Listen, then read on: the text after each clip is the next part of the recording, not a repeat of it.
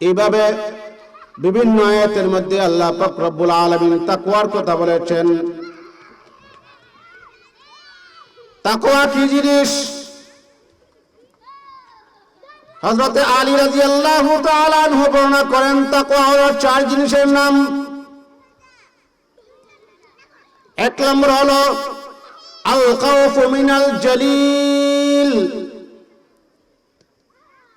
আল্লাহ পাক রব্বুল আলামিনকে ভয় করা। আল্লাহ পাক রব্বুল আলামিনকে ভয় করতে হবে, সর্বাবস্থায় আল্লাহ পাক রব্বুল আলামিনকে ভয় করতে হবে। ব্যক্তিগত জীবন থেকে নিয়ে পারিবারিক জীবন, সামাজিক জীবন, রাষ্ট্রীয় জীবন, সকল পর্যায়ে আল্লাহ পাক রব্বুল আলামিনকে ভয় করতে হবে। আল্লাহ পাক রব্বুল আলামিনকে যেমনি ভাবে দিনের মধ্যে ভয় করতে হবে, ঠিক তেমনি ভাবে রাত্রির মধ্যে ভয় করতে হবে। আল্লাহ পাক রব্বুল আলামিনকে যেমন ভাবে বৃদ্ধ মানুষ ভয় করতে হবে, যুবক মানুষ আল্লাহ পাক রব্বুল আলামিনকে ভয় করতে হবে। ভয় করার নাম হলো তাকওয়া। হযরত আলী রাদিয়াল্লাহু তাআলা আনহু তাকওয়া 4 প্রকারের মধ্যে প্রথম প্রকার বলেছেন আল খাউফু মিনাল জালিল, আল্লাহ পাক রব্বুল আলামিনকে সর্বাবস্থায় ভয় করতে হবে। কোন মানুষ যদি আল্লাহকে ভয় না করি, কাল কিয়ামতের দিন ময়দানে হাশরের মধ্যে আল্লাহ পাক রব্বুল আলামিনের কাঠগড়ায় দাঁড়াইয়া এর জবাবদিহি করতে হবে। আল্লাহ পাক রব্বুল আলামিনকে ভয় যেমন সর্বাবস্থায় করতে হবে, যেমনি ভাবে দিনের মধ্যে করতে হবে, রাত্রির মধ্যে করতে হবে। কোন মানুষ যদি আল্লাহ পাক রব্বুল আলামিনকে ভয় করে, এই ব্যক্তি কোনোদিন অন্যায় কাজ করতে পারে না। আল্লাহ পাক রব্বুল আলামিনকে যদি কোনো ব্যক্তি ভয় করে, এই ব্যক্তি কোনোদিন চুরি করতে পারে না। আল্লাহ পাক রব্বুল আলামিনকে যদি কোনো ব্যক্তি ভয় করে, এই ব্যক্তি ডাকাতি করতে পারে না, ছিনতাই করতে পারে না, রাহাজানি করতে পারে না। মানুষের সম্পদ অন্যায়ভাবে জোর জবরদস্তি করে অন্যায়ভাবে গ্রাস করতে পারে না। আল্লাহকে যদি ভয় করে কোনো মানুষ সুদ খাইতে পারে না। আল্লাহকে যদি ভয় করে ঘুষ খাইতে পারে না। আল্লাহকে যদি ভয় করে তাহলে কোনো মানুষ মাপের মাঝে কম দিতে পারে না। যেমন একটি উদাহরণস্বরূপ একটি ঘটনা যদি বলি আপনারা বুঝতে পারবেন। খলিফাতুল মুসলিমিন হযরত উমর ফারুক রাদিয়াল্লাহু তাআলা আনহু অর্ধ পৃথিবীর বাদশা ছিলেন। বাংলাদেশের মতন 200টা রাষ্ট্র সমান অর্ধ পৃথিবীর বাদশা হযরত উমর ফারুক রাদিয়াল্লাহু তাআলা আনহু। উনি খলিফা থাকা অবস্থায় উনার রাজত্বের মধ্যে প্রজারা কে কোন অবস্থায় দিন যাপন করে, হযরত উমর ফারুক রাদিয়াল্লাহু তাআলা আনহু রাত্রিবেলায় ঘোরাঘুরি করতেন, বিভিন্ন জায়গার মধ্যে যাইতেন। কে কোন অবস্থায় দিনাতিপাত করেন এইগুলা দেখার জন্য। কোন মানুষ যদি অনাহারে মারা যায়, সেই জবাব হযরত উমর ফারুক রাদিয়াল্লাহু তাআলা আনহু আল্লাহর কাছে জবাবদিহি করতে হবে। সেই ভয়ে আল্লাহ পাক রব্বুল আলামিনের ভয়ে আল্লাহ পাক রব্বুল আলামিনের কাছে জবাবদিহি করতে হবে। সেই ভয়ে হযরত উমর ফারুক রাদিয়াল্লাহু তাআলা আনহু রাত্রিবেলায় অলিতে গলিতে বিভিন্ন জায়গাতে ঘোরাঘুরি করতেন। জনগণ কোন অবস্থায় রাত্রি যাপন করতেছে, ঘোরাঘুরি করতে করতে এক জায়গাতে গিয়ে দেখেন হযরত উমর ফারুক রাদিয়াল্লাহু তাআলা আনহু একটি বাড়ির কাছে গিয়ে দেখেন একটি ঘরের মধ্যে 2 জন মহিলার আওয়াজ, একজন বৃদ্ধ মহিলার আওয়াজ করতেছে আর একজন যুবতী মহিলা আওয়াজ করতেছে। বৃদ্ধ মহিলা বলতেছে,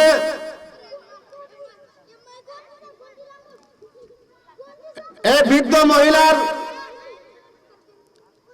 নিজের মেয়ে হলো যুবতী মেয়ে, এই মেয়েকে বলতেছে হ্যাঁ মেয়ে, দুধের মধ্যে আজকে দেখা যায় আমি দুধ দহন করেছি, গাই থেকে ছাগল থেকে দুধ দহন করেছি, ছাগলের দুধ আজকে কম হয়ে গেছে, ছাগলের দুধ যেহেতু কম হয়ে গেছে, এই ছাগলের দুধের মধ্যে কিছু পানি মিশ্রিত করে দাও, যদি কিছু পানি মিশ্রিত করে দাও তাহলে দুধ বেড়ে যাবে, আগামীকাল আমরা বাজারে নিয়ে বিক্রি করব, আর বিক্রি করার কারণে এই দুধ বেশি হওয়ার কারণে আমরা টাকা পয়সা বেশি হবে।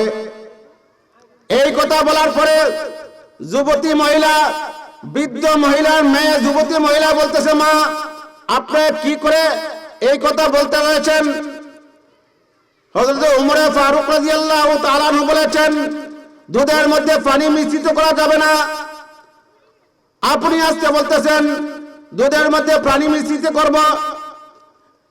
এই বৃদ্ধ মহিলা বলতেছে হে মেয়ে, তুমি বলতেছো ওমর নিষেধ করেছে দুধের মধ্যে পানি মিশ্রিত করা যাবে না, কিন্তু ওমর তো দেখবে না, ওমর তো জানবেও না আমরা দুধের মধ্যে পানি মিশ্রিত করতেছি।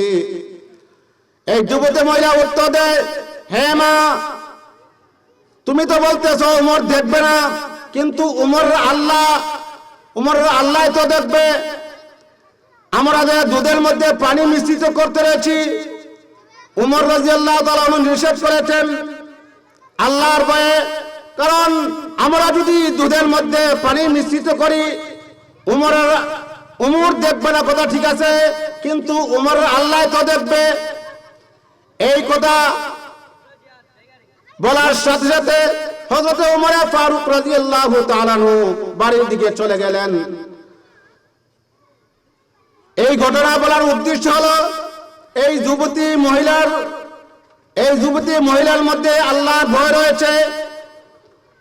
ওমর রাদিয়াল্লাহু তাআলা বলেছেন দুধের মধ্যে পানি মিশ্রিত করো না, অর্থাৎ এই পানির মধ্যে পানি মিশ্রিত না করার কারণ হলো আল্লাহর ভয়ের কারণে। আল্লাহর ভয় যার ভিতরে থাকবে এই ব্যক্তি যেমনি ভাবে দিনের মধ্যে আল্লাহকে ভয় করবে, রাত্রিবেলা আল্লাহকে ভয় করবে, মাফের মধ্যে কোনোদিন কম দেবে না, মাফের মধ্যে কোনোদিন বেশি আনবে না। যেই ব্যক্তির ভিতরে আল্লাহ পাক রব্বুল আলামিনের ভয় থাকবে এই ব্যক্তি কোনোদিন চুরি করতে পারে না, ডাকাতি করতে পারে না, চিন্তাই করতে পারে না, চুরি রাহাজানি সন্ত্রাসী করতে পারে না।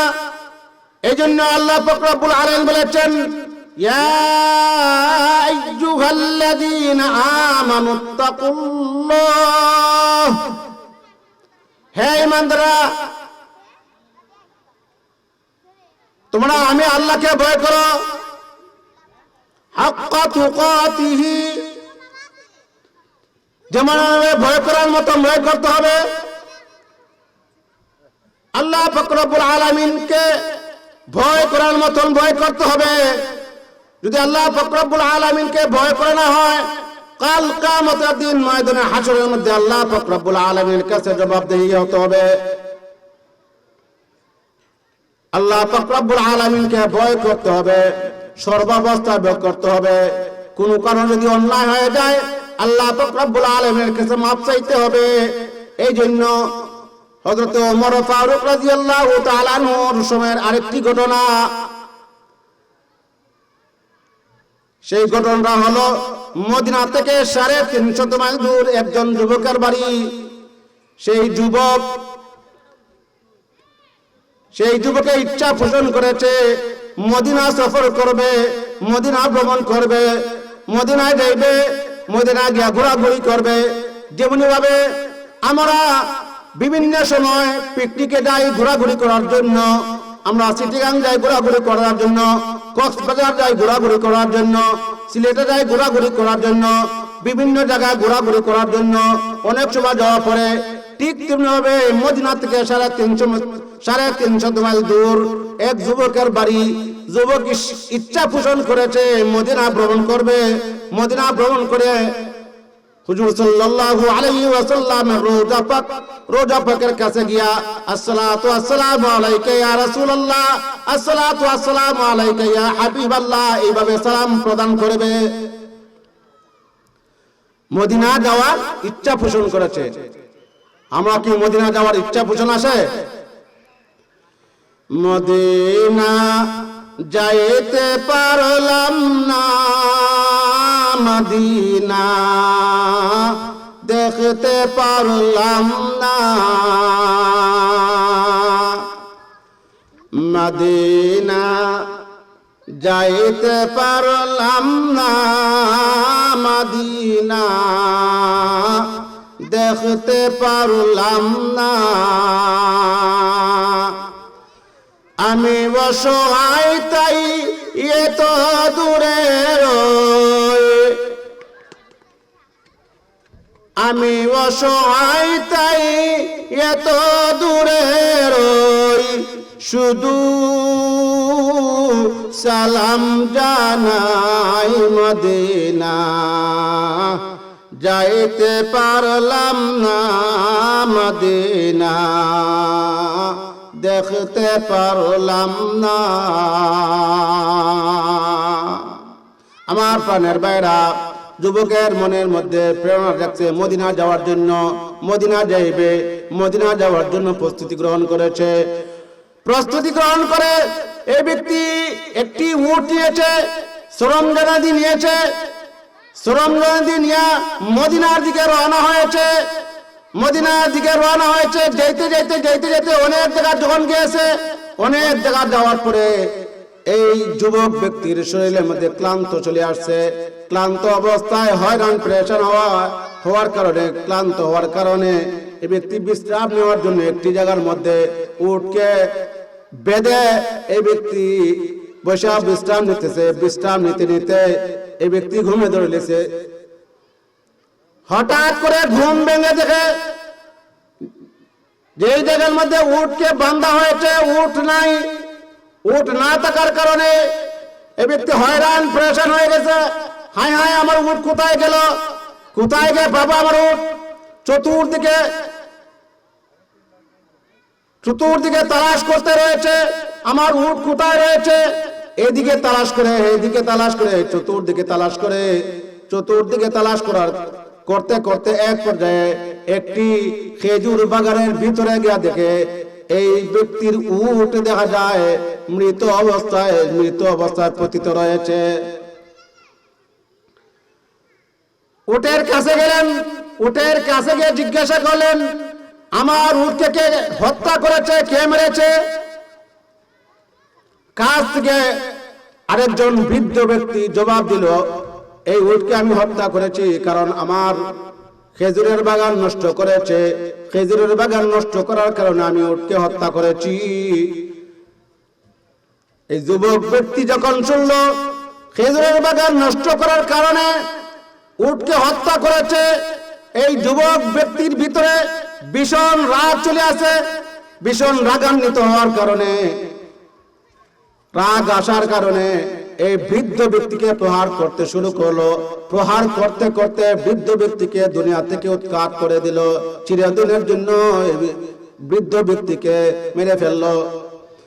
মেরে ফেলার পরে বৃদ্ধ ব্যক্তি যখন ইন্তেকাল করলো, যুবকের সেন্স যখন জায়গায় আসলো, যুবকের যখন মাথা ঠান্ডা হলো, মাথা ঠান্ডা হওয়ার পরে বলতেছে, হায় হায়, আমি কি করলাম? আমি অন্যায় করে ফেলেছি, অপরাধ করে ফেলেছি।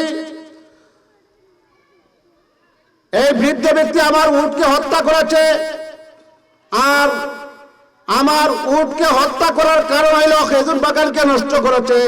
খেজুর বাগান নষ্ট করার কারণে আমার উটকে হত্যা করেছে। আমি যদি এই বৃদ্ধ ব্যক্তির কাছে আমি আমার উটের দাম চাইতাম, তাহলে তো অবশ্যই অবশ্যই অবশ্যই আমার উটের দাম দিয়ে দিতে পারতো। কিন্তু আমি রাগের মাথা কি করলাম? আমি এই ব্যক্তিকে কেন আমি হত্যা করলাম? আল্লাহ পাক রব্বুল আলামিনের কাছে গিয়ে তো আমার জবাবদিহি করতে হবে।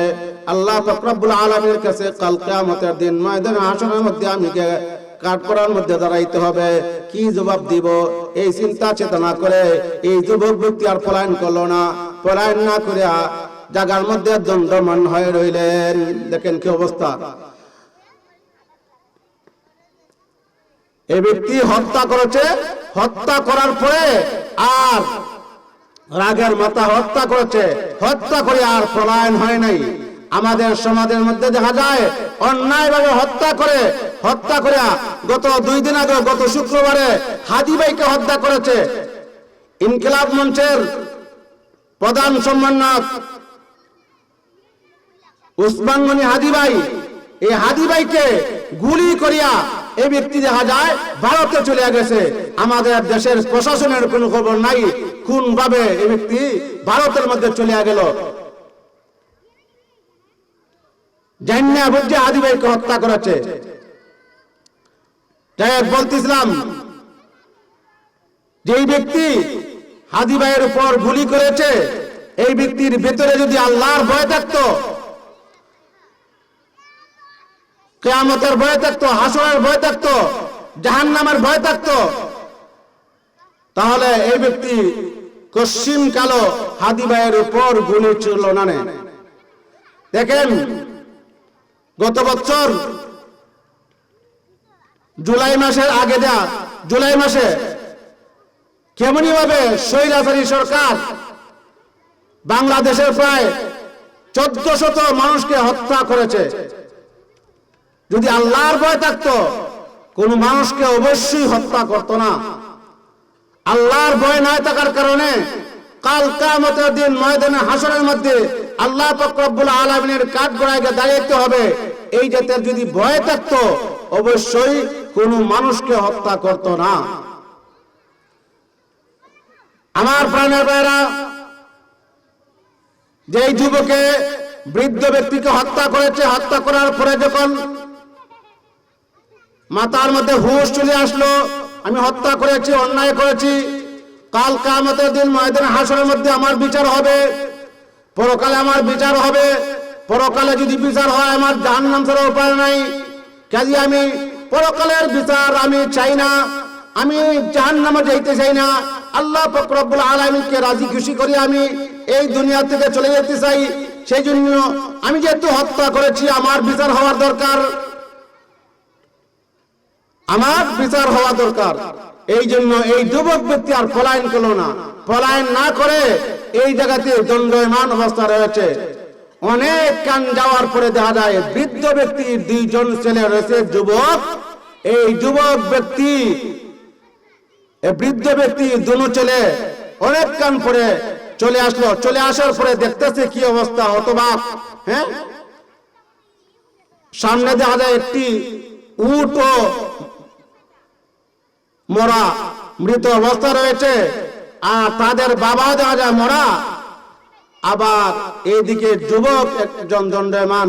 যুবককে জিজ্ঞাসা করলো, ভাই কি হয়েছে, কি ব্যাপার?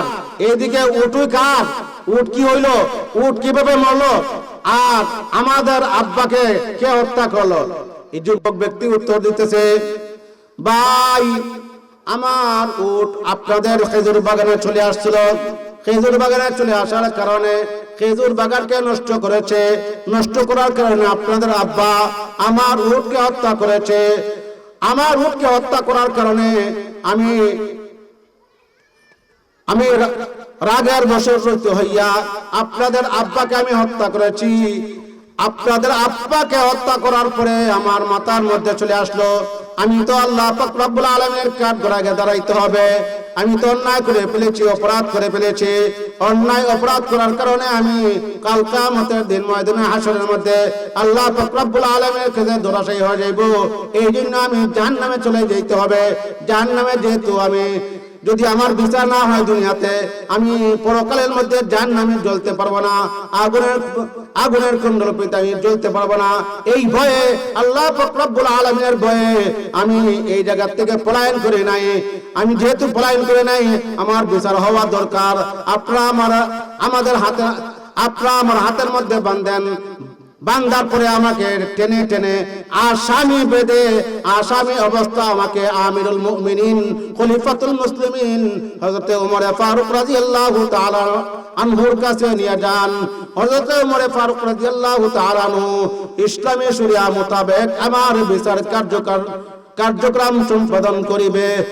ইসলামী শরিয়ার মোতাবেক যদি আমার বিচার সম্পাদন হয়ে যায়, আমি যদি হত্যার বদলে হত্যা হয়ে যায়, আমি আশা করতে পারি কাল কিয়ামতের দিন ময়দানে হাসরের মধ্যে আল্লাহ পাক রব্বুল আলামিন আমাকে ক্ষমা করে দিবে।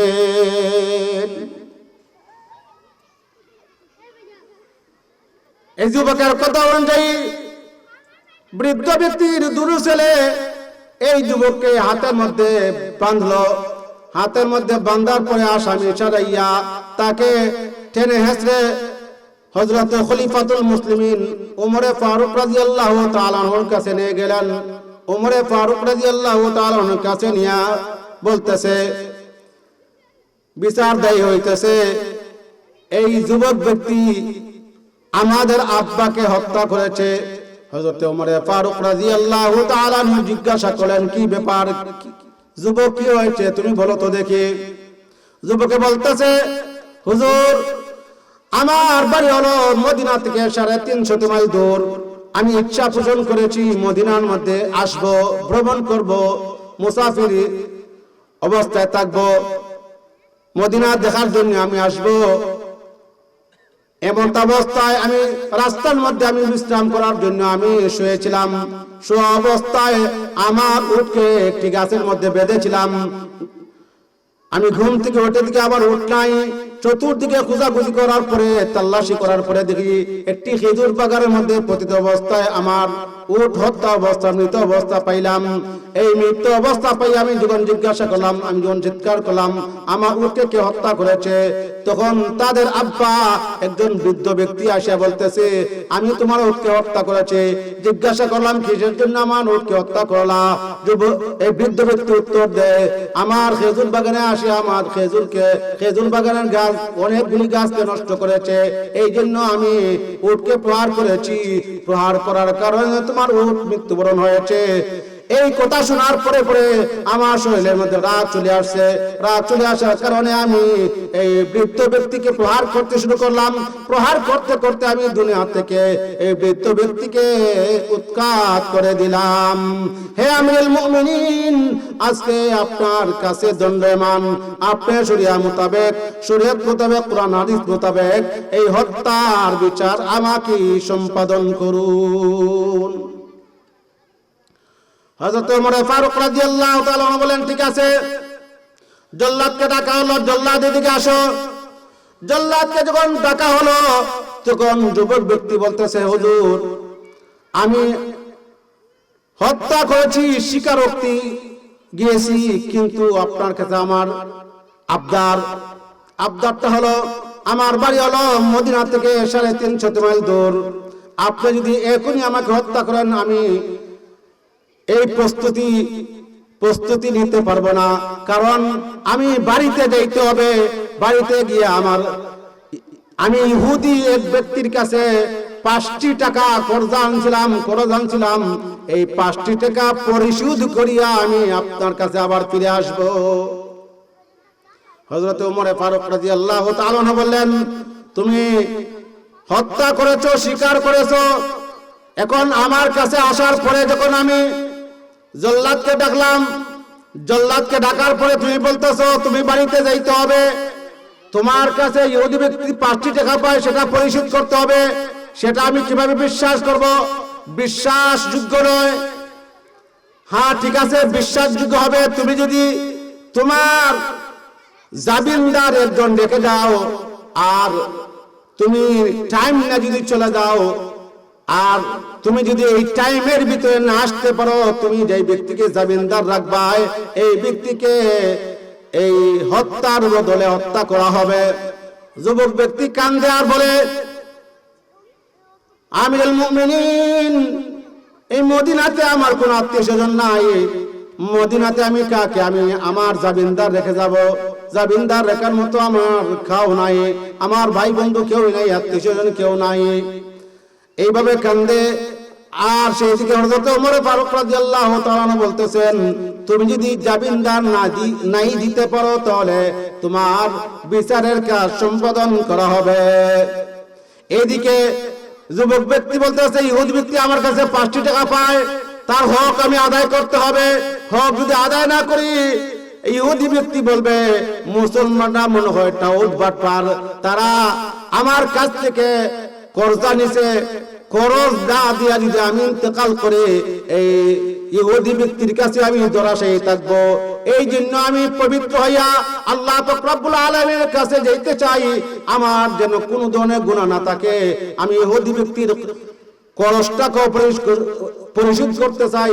আবার এইদিকে বৃদ্ধ ব্যক্তিকে হত্যা করেছি, হত্যার বদলে আমি হত্যা হইতে চাই।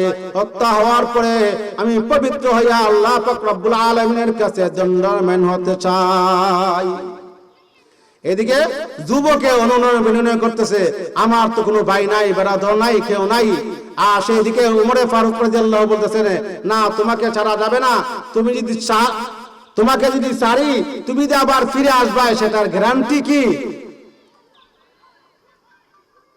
সে যুবকে বলতেছে, গ্যারান্টি তো আমি নিজেই, হুজুর আমি তো নিজেই গ্যারান্টি। আমি তো অবশ্যই যদি আমি ফিরে নাই আসতাম, যদি আমি ফিরে না হয়ে আসি, তাহলে আমি তো নিজে নিজে ধরা দিতাম না। হুজুর আমি তো নিজে নিজে ধরা দিয়েছি, আমি তো জামিনদার কেউ পাইব না। এইভাবে অনুনয় করতেছে। তখন সময়ে দেখা যাচ্ছে এক সাহাবী হযরত আবু যর গফারি রাদিয়াল্লাহু তাআলা আনহু দণ্ডায়মান হয়ে গেলেন। হযরত আবু যর গফারি রাদিয়াল্লাহু তাআলা আনহু দণ্ডায়মান হয়ে বলতেছেন, আল্লাহ পাক রব্বুল আলামিন বলেছেন, ইন্নামাল মুমিনুনা ইখওয়াতুন, মুসলমান মুসলমানের ভাই। যেহেতু মুসলমান মুসলমানের ভাই, সেই জন্য আমি এই ভাইয়ের জামিনদার হয়ে গেলাম। হযরত আবু যর গফারি রাদিয়াল্লাহু তাআলা আনহু যখন জামিনদার হয়ে গেল, জামিনদার হওয়ার পরে এই যুবক ব্যক্তিকে 1 মাসের জন্য তাকে বাড়িতে পাঠানো হলো। যুবক ব্যক্তি বাড়িতে আসছে, বাড়িতে এসে এই ইহুদি ব্যক্তির 5টি টাকা সর্বপ্রথমই পরিশোধ করার পরে বাড়িতে যা কিছু আছে সব কিছু পরিবারটি গোছানির পরে 1 মাসের ভিতরে সব কিছু গোছানির পরে মার কাছে গিয়ে বলতেছে, মা আমাকে চিরদিনের জন্য বিদায় দেন, আমি তো আর চলে আসবো না। আমি এক হত্যা করেছি, একজন বৃদ্ধ ব্যক্তিকে আমি হত্যা করেছি। হত্যা করার কারণে আমি পবিত্র হইয়া পরকালে যাইতেছি। আল্লাহ পাক রব্বুল আলামিনের কাছে আমি পবিত্র হইয়া আমি হাজরা দিতে চাই। সেই জন্য হত্যার বদলে যেন আমার হত্যা হয়, সেই বিচার হযরত ওমর ফারুক রাদিয়াল্লাহু তাআলা আনহু আমাকে করবেন। সেই জন্য আমাকে চিরদিনের জন্য বিদায় দেন। মার কাছ থেকে বিদায় নেয়, বাপের কাছ থেকে বিদায় নেয়। এইভাবে বিদায় নিতে নিতে আরো কাম কাজ সব কিছু পরিবারটি গুছাইতে গেছে। মোটামুটি দেখা যায় যে দিন সময় শুক্রবারের দিন জুমার নামাজ হয়ে গেছে। জুমার নামাজের আগে হযরত ওমর ফারুক রাদিয়াল্লাহু তাআলা আনহু চিঠি দেয়া হযরত আবু যর গফারির বাড়ির পরওয়ানা জারি করে দিয়েছে। আবু যর গফারি তুমি তো জামিনদার, যেহেতু যুবক ব্যক্তি বলেছে 1 মাসের ভিতরে চলে আসবে, যুবক ব্যক্তি আজকেও আসে নাই। আসতে হইল বিচারের দিন, ধার্য দিন পর্যন্ত আসে নাই। তুমি প্রস্তুতি নিয়ে চলে আসো। এদিকে হযরত আবু যর গফারি রাদিয়াল্লাহু তাআলা আনহু প্রস্তুতি নিয়ে চলে আসতেছে। হযরত আবু যর গফারি রাদিয়াল্লাহু তাআলা আনহু যে সময় প্রস্তুতি নিতেছে, দেখা যাচ্ছে মদিনার অলি গলি, আকাশ বাতাস, গাছ বৃক্ষ, এমনকি গাছের পাতা পর্যন্ত কাঁপতে রয়েছে। একজন নির্দোষ ব্যক্তি হত্যার বদলে হত্যা হইবে। দোষী ব্যক্তিকে যুবক হলো দোষী ব্যক্তি, আর দোষী ব্যক্তি আইতেছে না বিদায় জামিনদার যারা এই ফাঁসির বদলে হত্যার বদলে ফাঁসি হইবে, হত্যার বদলে হত্যা হইবে। এই দিকে দেখা যায় জুমার নামাজ পড়তে, জুমার নামাজ পড়ার পরে দেখা যায় এই হযরত আবু যর গফারি রাদিয়াল্লাহু তাআলাকে যে কাঠ গড়ার মধ্যে দাঁড় করাই লাইছে। এরপরে দেখা যায় যুবক ব্যক্তি আসার কোনো দেখা যায় যুবক ব্যক্তি আসে নাই। জল্লাদকে হুকুম করবে, এই পর্যায়ে দেখা যায় যুবক ব্যক্তি ঘোড়ার মধ্যে